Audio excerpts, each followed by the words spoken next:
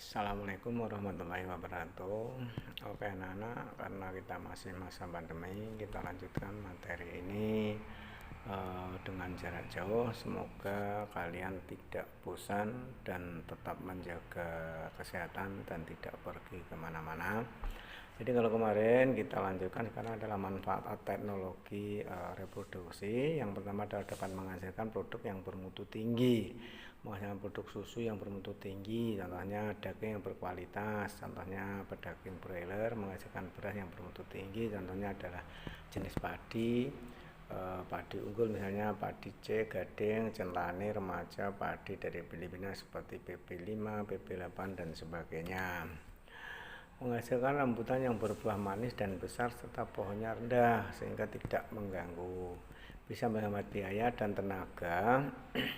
Misalnya teknologi tanam benih langsung, yaitu dengan TOT, yaitu tabela dengan menggunakan jenis padi Membromo dan Cibodas.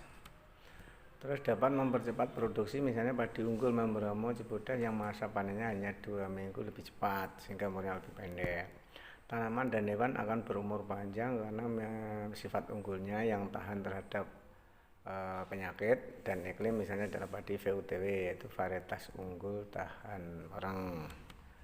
Terus penyakit menurun pada manusia telah banyak diketahui bahwa penyakit menurun artinya adalah diwariskan dari orang tua ke anak, contohnya adalah albino atau bule, kencing manis, diabetes mellitus, talassemia, jari lebih, polidaktili, jadi jari itu umumnya 5 tapi di sana 6, mata biru dan rambut ikal.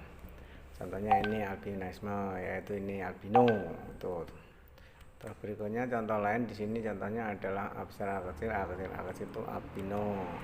Diabetes mellitus itu adalah penyakit yang mengganggu metabolisme karena pankreas kurang menghasilkan insulin sehingga kencingnya mengandung gula.